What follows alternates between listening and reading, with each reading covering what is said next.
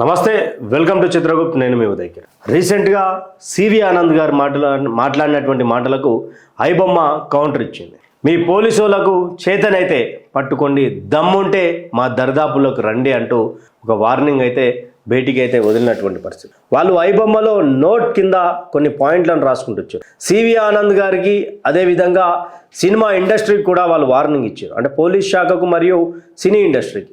CV Anand గారు మాట్లాడుతూ ఏమన్నారు అంటే, ఇక ఇప్పటికీ పైరసీకి సంబంధించినటువంటి ఏవైతే ఉన్నాయో ఆ వెబ్సైట్ని అయితే పట్టుకోవడం జరుగుతుంది.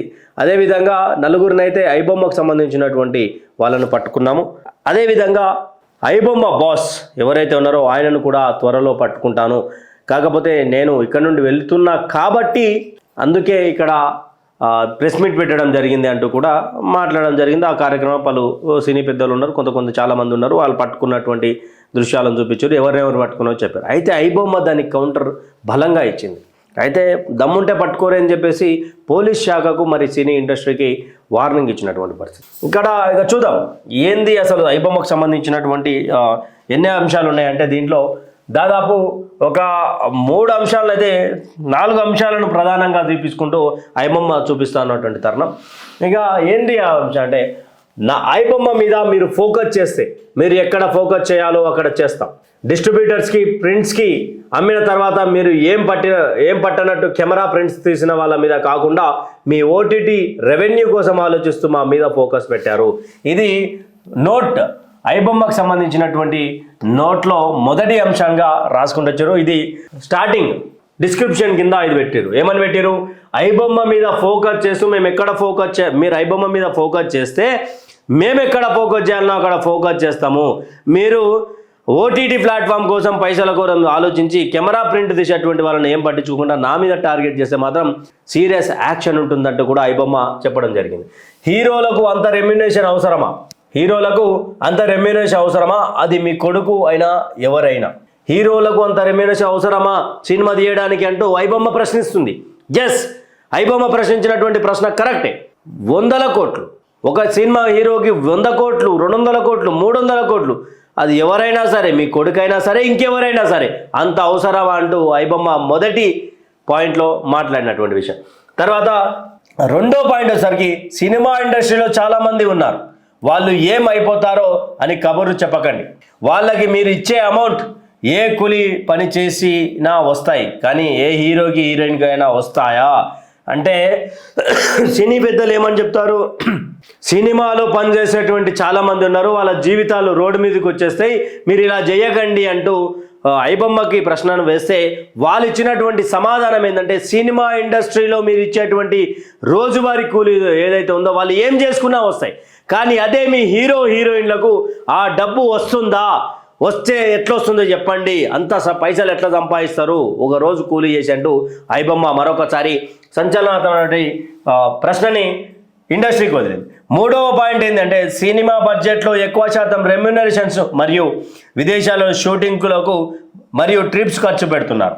ప్రొడక్షన్ బాయ్స్ నుంచి లైట్ బాయ్స్ వరకు ఎంత ఖర్చు పెడుతున్నారు అనేది ఒక క్వశ్చన్ మార్క్ని ఇక్కడ ఐబొమ్మ ఇచ్చింది. ఇండియాలో షూటింగ్ చేసే బడ్జెట్ తగ్గుతుంది కదా అని క్వశ్చన్ మార్క్. అక్కడ వాళ్ళకి ఉపాధి కలుగుతుంది కదా అంటూ కూడా క్వశ్చన్ మార్క్. అయితే ఇక్కడ మూడో పాయింట్ ఏం మాట్లాడింది ఐబొమ్మ అంటే, ఇండియాలో షూటింగ్ చేస్తే అమౌంట్ తగ్గుతుంది, ప్లస్ ప్రతిదీ ఖర్చు తగ్గుతుంది. అయితే మీరు విదేశాలకు పోయి ఇవన్నీ ఖర్చులు పెట్టేది ఎందుకు? దేశంలోనే, ఇండియాలోనే చేస్తే ఖర్చు తగ్గుతుంది, అదేవిధంగా అన్ని పైసలు ఎక్కువ ఖర్చు కావంటే ఐబొమ్మ మొదటి పాయింట్ రాసుకుంటా. మూడో దాంట్లో కాలం 1 రాసుకుంటా. కాలం 2 ఏముందంటే, మీ కింద పనిచేసేటువంటి లైట్ బాయ్స్కి, తర్వాత ప్రొడక్షన్ బాయ్స్కి, మరియు మీరు చేసే ట్రిప్పులు ఎంత ఖర్చు పెడుతున్నారు, వీళ్ళకి ఎంత ఖర్చు పెడుతున్నారు అనే దాని మీద ఐబొమ్మ సవాల్ను విసిరింది. దీని తర్వాత ఇండియాలో షూటింగ్ బడ్జెట్ తగ్గుతుంది కదా, అక్కడ వాళ్ళకి ఉపాధి కలుగుతుంది కదా అండి. ఇండియాలో షూటింగ్ చేస్తే ఉపాధి చాలా మందికి దొరుకుతుంది కదా, మీరు విదేశాలలో పోయి చేయడానికి, ట్రిప్స్ చేయడానికి ఏం అవసరం ఉంది అంటూ కూడా ఐబొమ్మ అడగడం జరిగింది. 4వది, అనవసర బడ్జెట్ పెట్టి ఆ బడ్జెట్ రికవరీకి దానిని మా మీద రుద్ది ఎక్కువకి అమ్ముతున్నారు. డిస్ట్రిబ్యూటర్లు అండ్ థియేటర్ ఓనర్స్ ఆ అమౌంట్ని కలెక్ట్ చేసుకోవడానికి టికెట్ అమౌంట్ పెంచుతున్నారు.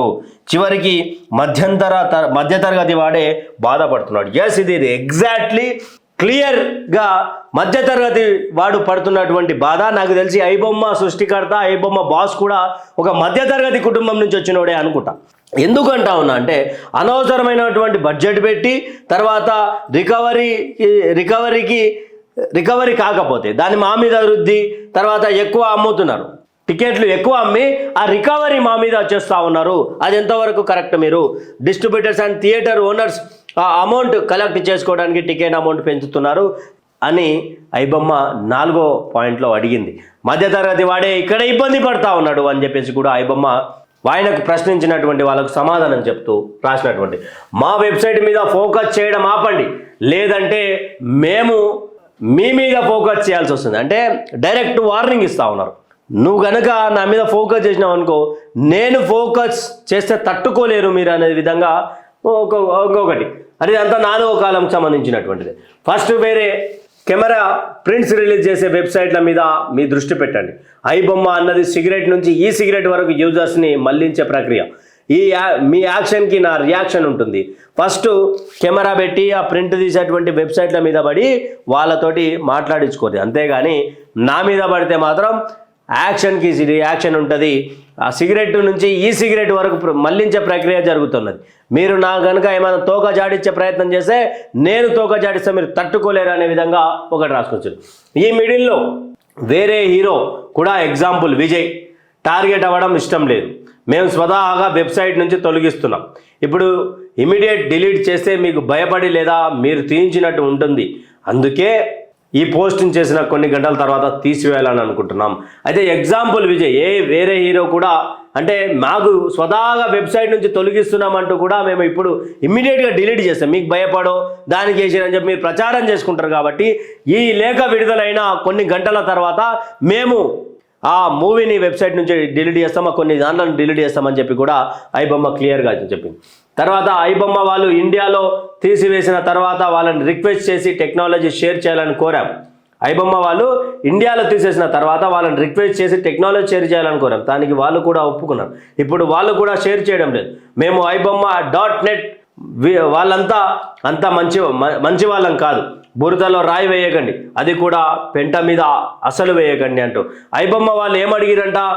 తర్వాత ఐబొమ్మ ఇండియాలో తీసేసిన తర్వాత వాళ్ళని రిక్వెస్ట్ చేసి టెక్నాలజీ షేర్ చేయాలని కోరితే వాళ్ళు చేస్తామని చెప్పేసి వాళ్ళు టెక్నాలజీ షేర్ చేయడం లేదు. ఐబొమ్మ వాళ్ళము అంత మంచి వాళ్ళం కాదు, ఓ రాయి తీసుకొని బురదలేసా బురద నీ మీద పడ్డట్టు పెంట అసలు బురదలో రాయేయకు, అంతకంటే మించి పెంటలో కూడా రాయేయకంటూ ఐబొమ్మ చెప్పకనే చెప్పింది. తర్వాత మేము ఏ దేశంలో ఉన్నా భారతదేశం అందులో తెలుగువాని కోసం ఆలోచిస్తాం. మేము ఏ దేశంలో ఉన్నా భారతదేశం మరియు తెలుగు వాళ్ళ కోసం ఆలోచిస్తామంటూ ఐబొమ్మ రాసుకుంటూ వచ్చింది. బహుశా నాకు తెలిసి ఐబొమ్మ బాస్ ఎవరైతే ఉన్నారో ఆయన తెలుగువాడే ఉండొచ్చు, లేకపోతే తెలుగు వాళ్ళ కోసం అంటూ కూడా ఎక్స్పెషల్గా మెన్షన్ చేయడం. మరి ఎందుకంటే తెలుగు స్టేట్స్ నుంచి వార్నింగ్ పోయింది కాబట్టి తెలుగు వాళ్ళ కోసం అని చెప్పి రాస్తా ఉన్నాడు. దేని గురించి రాసిండో తెలియదు కానీ ఒక గట్టి సమాధానం ఇచ్చిండు. అయితే దీనికి చావుకు భయపడని వాడు దేనికి భయపడడు. There is nothing more dangerous than a man who has nothing to lose. చావుకు భయపడని వాడు దేనికి భయపడడు అంటూ కూడా లాస్ట్ ఎండింగ్ ఒక క్యాప్షన్ ఇస్తూ ముగించిండు. అయితే దీనికి కారణం ఏ దిశగా పోనున్నది అనేది ఒక పెద్ద ప్రశ్న. అంటే ఐబొమ్మ ఇంత సీరియస్గా రిప్లై ఇచ్చింది అంటే ఐబొమ్మ నెట్వర్క్ ఎంత పెద్ద స్థాయిలో ఉండొచ్చు. నాకు తెలిసి భారతదేశంలో ఏజెంట్లను పెట్టి నడిపిస్తూ ఉన్నారా, లేకపోతే ఏ విధంగా నడిపిస్తూ ఉన్నారనేది మరి ప్రభుత్వం దీని మీద దృష్టి సారించాలి. ఐబొమ్మ వల్ల ఎవరికి నష్టం లేదంటూ ఐబొమ్మ తన మీద ఉన్నటువంటి బురదని క్లియరెన్స్ సర్టిఫికేట్తో నోట్ ద్వారా చెప్పింది. మరి పోలీస్ శాఖకు వార్నింగ్ అనుకోవచ్చా, లేకపోతే ప్రభుత్వాలకు వార్నింగా, లేకపోతే సినీ పెద్దలకు వార్నింగా? ఇక్కడ క్లియర్గా ఒకటి చూడొచ్చు. మీరు మా వెబ్సైట్ మీద ఫోకస్ చేస్తే మేము మీ మీద ఫోకస్ చేయాల్సి వస్తుంది. అంటే వాళ్ళ దగ్గర ఏమైనా డాటా ఉన్నదా, లేకపోతే ఇంకేమైనా ఉన్నాయా? ఒక వెబ్సైట్ని నడుపుతా ఉన్నారు ఇప్పటి వరకు పోలీసులకు అందకుండా. అంటే దీని వెనుక చాలామంది వ్యక్తుల పరిణామంలో వాళ్ళ ముందే జరుగుతూ ఉన్నటువంటి ప్రక్రియ. అయితే ఐబొమ్మ చేస్తున్నటువంటి నేనేం తప్పు చేస్తలేను. మీరు సినిమా బడ్జెట్ ఎక్కువ పెట్టుకొని మీరేదో రికవరీ కోసం టికెట్లు రేట్లు పెంచి డిస్ట్రిబ్యూటర్లు అందరు రేట్లు పెంచి మా మధ్యతరగతి వల్ల జీవితాలను మమ్మల్నే కదా నాశనం చేసేది. మీరేడో నాశపోతా ఉన్నారు. మా వల్ల మీకేం నాశనం ఉన్నది? ఓటీటీ ప్లాట్ఫామ్ల కోసం మీరు పైసలు అడ్డగోలిగా ఖర్చు పెట్టించి ఓటీటీ ప్లాట్ఫామ్ల కోసం రుచి చూపించడానికి, అక్కడ ఓటీటీ ప్లాట్ఫామ్ కొనుక్కోవడానికి పైసలు ఎక్కువగా చూపించి ఇక టికెట్లు రేట్లు పెంచి ఓ మధ్యతరగతి వాడు ఎలా చూడాలి సినిమా అనే దిశగా ఐబొమ్మ మాట్లాడండి. దీని మీద రాష్ట్ర ప్రభుత్వం ఏం స్పందనిస్తుంది, దీని మీద పోలీస్ అధికారి ఏం స్పందిస్తాడో మీ కామెంట్ల రూపంలో చెప్పారు. ఆ స్పందన కోసం మనం కూడా వెయిట్ చేద్దాం.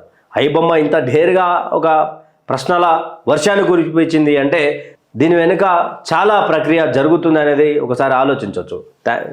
చూస్తున్నటువంటి వాళ్ళు ప్రతి ఒక్కరూ కంటెంట్ కనుక నచ్చితే నలుగురు షేర్ చేయండి, లైక్ చేయండి, కామెంట్ చేయండి. Thank you for watching. Stay tune with Chitragupta.